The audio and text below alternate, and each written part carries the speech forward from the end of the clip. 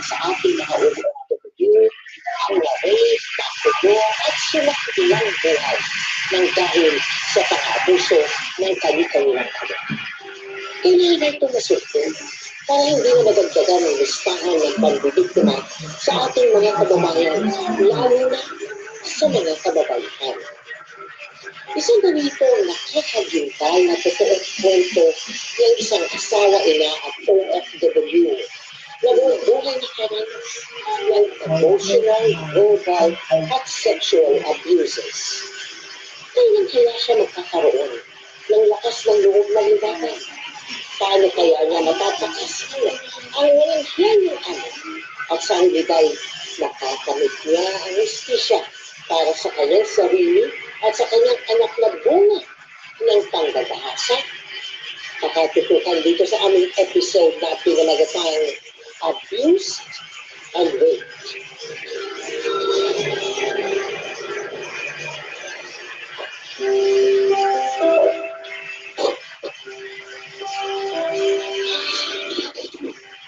Start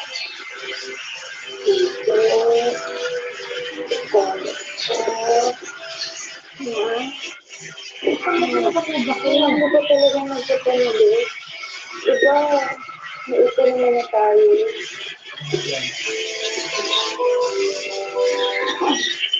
Alam mo naman, isang ka-official team pa lang. Gusto ng ipon na yun. 13 years na nga nag-agree. Kaya siya ngayon, pag-agree sinabi mo. Pag-agree ko siya.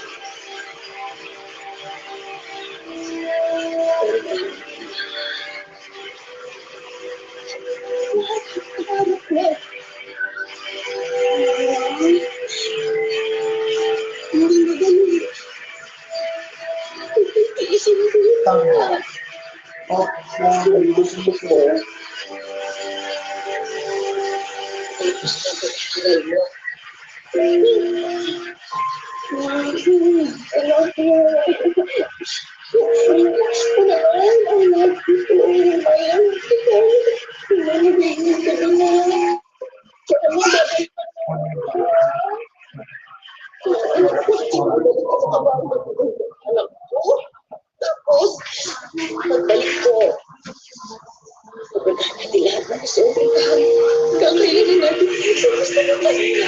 Promise! Tayong dalawa. Paano siya kita kahit saan mo gusto? Huwag ka na umiyak mo na sa anak. Pilit mo.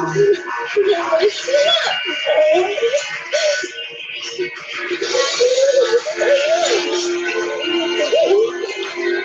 Asya na siguro.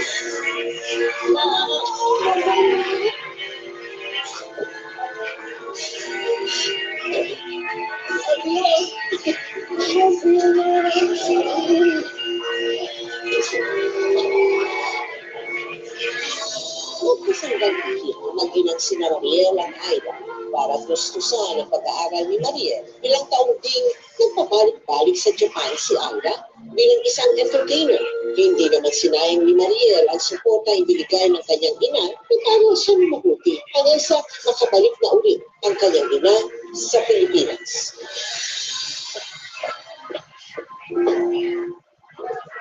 Ma?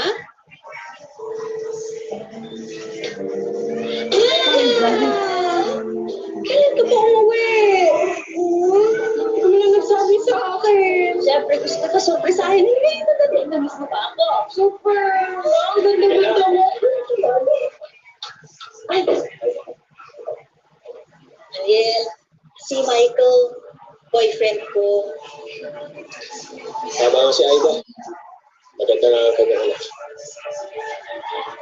Michael.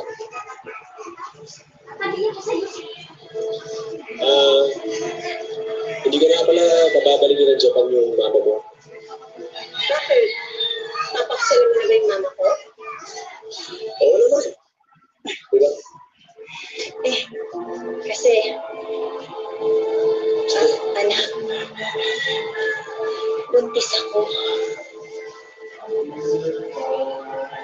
Hindi na muna ako makakapunta ng Japan, anak.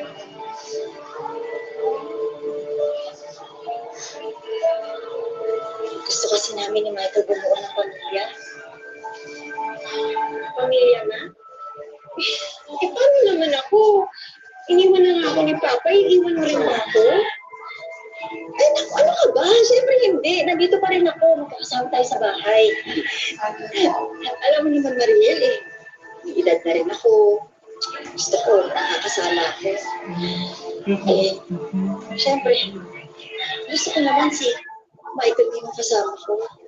Dahil tanggap niya ako eh. Tanggap niya yung nakaraan ko. Tapos mahal niya ako, anak. Tama ang mama mo. Mahal na mahal ko talaga siya. Siguro naman ayos lang din sa'yo. Dito na ako tumuloy.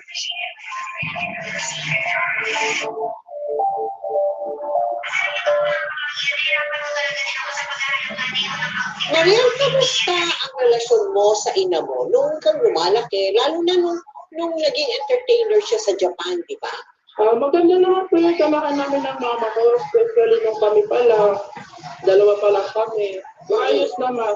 One time na nagkaroon po ito ng bago niyang partner, doon po nag-start na naging kalpari po talaga yung buhay namin. Ma? Anak? Sama mo na itong 1,000 sa promissory mo. Kaba naman na. Itago mo na yan.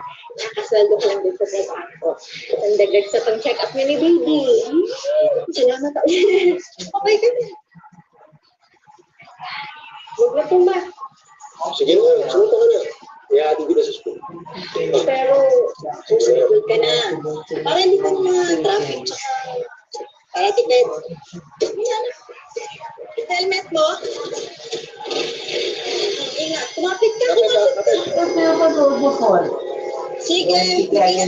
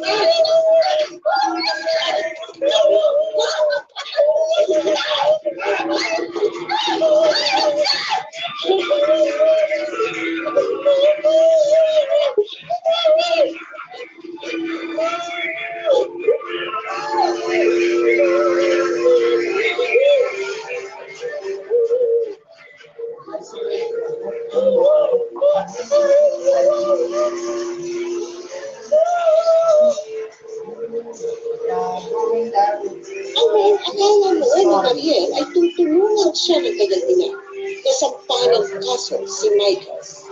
Pero,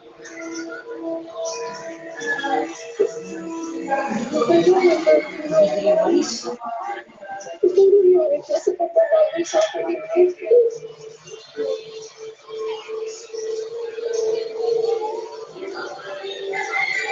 Pero,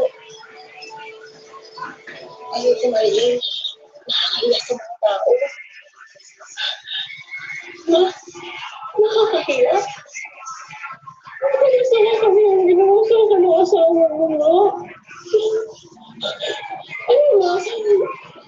Mas pipiliin mo pa ba yung lalaki yun kaysa sa akin? Ako na anak mo? Hindi mo naman naiintindihan eh. Hindi lang naman ito iyan ang iniisip ko. Siyempre, may anak ko sa kanya. Ano, ipakakain ko sa kapatid mo. Ipakukulong yung asawa ko. Pwede mo tulungan tayo. Magtrabaho ka. Magkukuha tayo ng mga asawa ko. Dahil ng pamilya.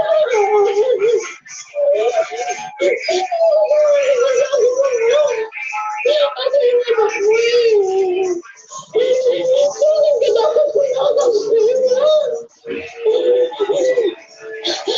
Ito, kung hindi mo ako tutulungan, ipakulong mo lang yun. Ako na lang yung aalis dito. Nakakasulit ka parang diba? Sorry. Pero hindi ako tanga. Hindi ko kaya tumira dito. Kasi ako hindi mo naman. Sawa ka naman sa mga. Sorry na. Sorry na.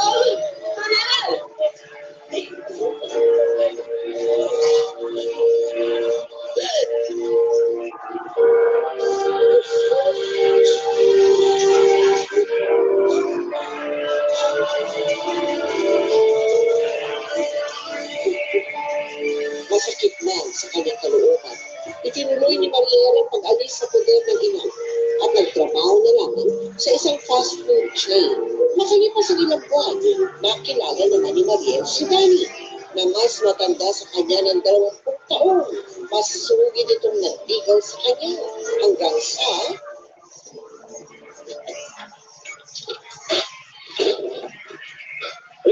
pasok.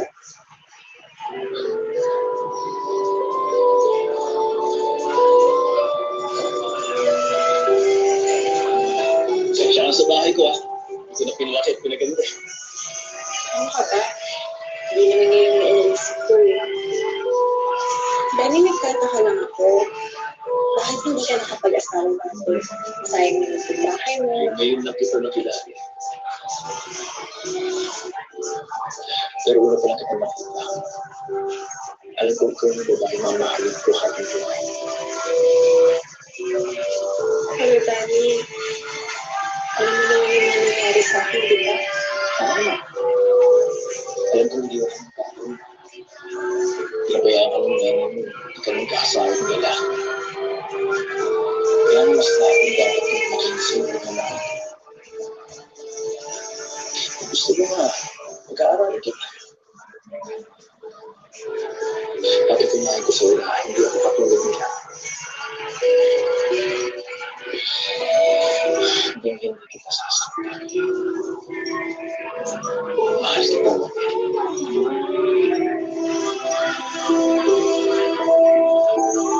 Dahil wala na ibang tao na nagnalasakit sa kanya na mga panahon yun. Pumayag na din si Mariel na magsama sila ni Danny. Gusto pa sanang mag-enroll ni Mariel sa school, pero nabuntis siya at naging masela nito. Ano ang akala ni Mariel ay magiging maligaya na siya sa piling ni Danny. Pero, kain ka na. Ito lang naman. Ano ito? Pinadayit mo? Nagbibigay naman ng pamalita sa'yo. Ano to? Mahal, gusto mong bumili ng baboy, hindi na talaga kasya kanina eh. Bumili pa ako ng 5 kilong bigas, tapos yung vitamins pa namin ni baby. Gusto nyo yung kilong bigas ng pinili mo? Bakit mo yung bigas? Ako man, lahat ang gusto mo binibili ko sa'yo, bakit tinitipid mo ako? Yan, hindi nga kasya eh. Pagkasya sa iyo, pagkasya na yan. Ano? Ano? Masarap? Ito na kumain yan. Honey, ano ka ba? Buntis ako, wag mo naman ako saktan.